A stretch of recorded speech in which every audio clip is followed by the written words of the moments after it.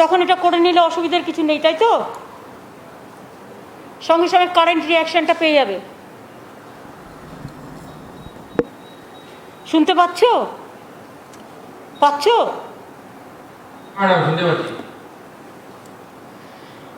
আপনারা সবাই জানতেন যে আজকে আমাদের এখানে প্রধানমন্ত্রীর একটা ভার্চুয়াল ভিডিও কনফারেন্স চলছিল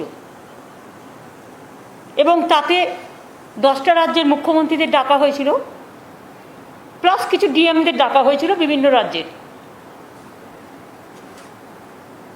যদিও সিএমরা উপস্থিত থাকলে সিএমদেরই প্রায়োরিটি দিতে হয় বলে আমরা আমাদের রাজ্যের ডিএমদের অ্যালাউ করিনি। সেটা কথা নয়, কারণ আমি উপস্থিত ছিলাম, আমার চিফ সেক্রেটারি ছিল, আমার হোম সেক্রেটারি ছিল, আমার হেলথ সেক্রেটারি ছিল, সবাই ছিল।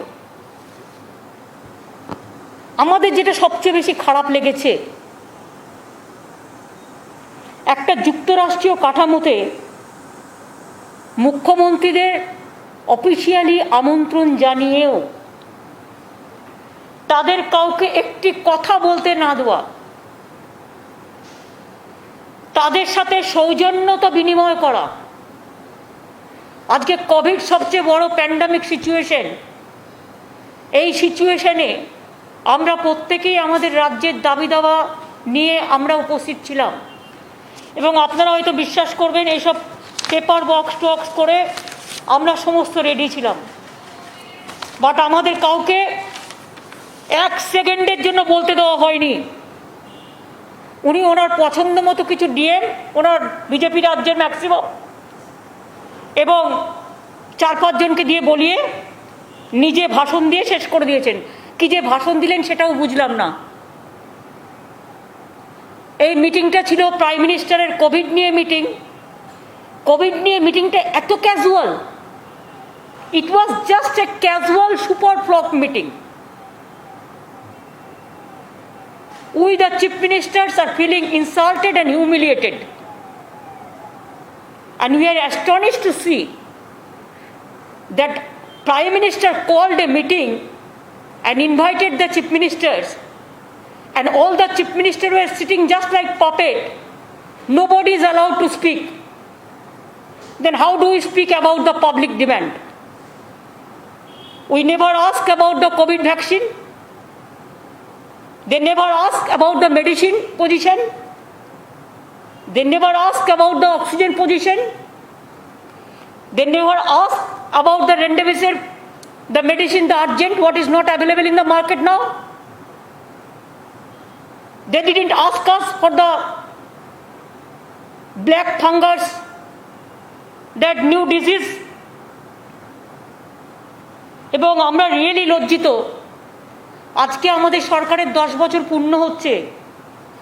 আমি আজকে শপথ নিয়ে বলছি, আমরা ভেবেছিলাম প্রধানমন্ত্রীর কাছে আমরা বলবো আমাদের ভ্যাকসিনটা দিন, যাতে সবাইকে ভ্যাকসিনটা দেওয়া যায়। উনি তার ভাষণে বলছেন করোনা নাকি কমে গেছে। যদি করোনা কমে গিয়ে থাকে তাহলে এত মৃত্যু হচ্ছে কি করে? যদি করোনা কমে গিয়ে থাকে, কখনো কমে কখনো বাড়ে, এই নেগলিজেন্স করার জন্যই করোনাটা বেড়েছিল। 6 মাস কোনো কিছু না করার জন্য করোনা বেড়ে গিয়েছিল। আপনারা দেখেছেন 8 ফেজ ইলেকশন করার জন্য বেঙ্গলে গ্রামে গ্রামে করোনা বাড়িয়েছে। প্রায় 5-6 লক্ষ সেন্ট্রাল পুলিশের ফোর্স এখনো পর্যন্ত 105টা ব্যাটালিয়ন পড়ে আছে এবং করোনাটা বাড়িয়ে দিয়ে চলে গেছে বাংলায় গ্রামে গ্রামে। তা সত্ত্বেও আমরা প্রায় 284টা হসপিটাল আমরা ট্রিটমেন্ট দিচ্ছি, প্লাস আরও অনেক হসপিটাল আছে যেখানে আমরা 234টা কোভিড হসপিটালের মধ্যে 184টা গভর্নমেন্ট হসপিটাল এবং 41 আমরা প্রাইভেট হসপিটালে ট্রিটমেন্ট দিচ্ছি। কিন্তু আমাদের খারাপ লাগলো যে প্রধানমন্ত্রী এত ইনসিকিউর ফিল করছেন নিজেকে যে একটা মুখ্যমন্ত্রী কথা শুনতে চাইলেন না। এত ভয় কিসের? এত অবহেলা কিসের? যদি তিনি কথা না শুনতেই চান মুখ্যমন্ত্রীদের, তাহলে ফেডারেল স্ট্রাকচারের মুখ্যমন্ত্রী আমরা 3 কোটি ভ্যাকসিন দেওয়ার জন্য বলেছিলাম। দেয়নি, কমিয়ে দিচ্ছে, প্রতিদিন স্পিডটা কমিয়ে দিচ্ছে ভ্যাকসিন দেওয়ার। এ মাসে আমাদের 24 লক্ষ ভ্যাকসিন পাওয়ার কথা ছিল, 13 লক্ষ আমরা পাইনি। অক্সিজেন দিচ্ছে না। রেমডেসিভির যে ওষুধটা সবচেয়ে ইম্পর্টেন্ট করোনার জন্য, সে ওষুধটা মার্কেটে পাওয়া যাচ্ছে না। কে জবাব দেবে? প্রধানমন্ত্রী পালিয়ে গেলেন মুখ লুকিয়ে, জবাবটা কে দেবেন? সেন্ট্রাল গভর্নমেন্টের হাতে এগুলো সমস্তটা। না কেন্দ্র না রাজ্যকে কোনো রকম পয়সা দিয়ে হেল্প করছেন। এমনকি আমরা বারবার বলেছিলাম সারা ভারতবর্ষের 140 কোটি লোকের জন্য 30,000 কোটি টাকা স্যাংশন করলে ইউনিভার্সালি সকলে ভ্যাকসিনটা পেয়ে যায়, সেটাও দিলেন না। বড় বড় বিল্ডিং বানাচ্ছেন, স্ট্যাচু বানাচ্ছেন নিজেদের, এটা ওটা ভাঙছে, এটা ওটা করছে, সেসবগুলো করে যাচ্ছেন। আর আজকে মানুষ মরে যাচ্ছে, 18 বছরের ছেলেরা মেয়েরা মরে যাচ্ছে। আজকে যত মৃত্যুর সংখ্যা দেখছেন, এবারে কিন্তু সংখ্যাটা 30-35 বছর থেকে 55-60 বছরের মধ্যে বেশি। কই আমাদের জিজ্ঞেস করার সুযোগ দেওয়া হলো না? নদীতে মৃতদেহ ভাসিয়ে দেওয়া হলো। নমামি গঙ্গা আজকে মৃত্যুপুরী গঙ্গায় পরিণত হয়েছে। মানুষ গঙ্গার জলে পা দিতে ভয় পাচ্ছে। সারা দেশটাকে আজকে পুরো দূষণময় করে দিয়েছে, বিষাক্ত করে দিয়েছে, পরিবেশটাকে বিষাক্ত করে দিয়েছে। আর বলছে করোনা কমে যাচ্ছে। আবার কবে বলবে আবার একটু ঘন্টা বাজিয়ে দিন, তাহলে করোনা কমে যাবে। কোনো পার্মানেন্ট সলিউশন নেই, কোনো অ্যাকশন নেই। আমরা ভেবেছিলাম যে আমরা বাংলার কথা বলবো, এবং আমাদের একটা প্ল্যান ছিল টিকায় আমরা প্রথম, আমরা সবচেয়ে ভালো টিকা সিস্টেমটা কাজ করি। আমরা ভেবেছিলাম ভ্যাকসিনটা পাবো এবং দরকার হলে আমরা পয়সা দিয়ে কিনবো, কিন্তু সেই ভ্যাকসিনটা দিয়ে আমরা যেটা করব সেটা হচ্ছে আমরা বাংলার সব মানুষকে ভ্যাকসিনাইজেশনটা করে দেবো। কিন্তু প্রধানমন্ত্রী সেই সুযোগটা আমাদের দিলেন না। ইলেকশনের আগে বলেছিলেন, বিহারে ইলেকশনের আগে যেমন বলেছিলেন বিনা পয়সায় ভ্যাকসিন দেবেন, বেঙ্গলেও ইলেকশনের আগে বলেছিলেন বিনা পয়সায় ভ্যাকসিন দেবেন। এখন ভ্যাকসিন দেওয়া তো দূরের কথা, নিজের মুখ লুকিয়ে পালাচ্ছে। মিটিংয়ে ডেকেও একটা কথা বলতে দিচ্ছে না।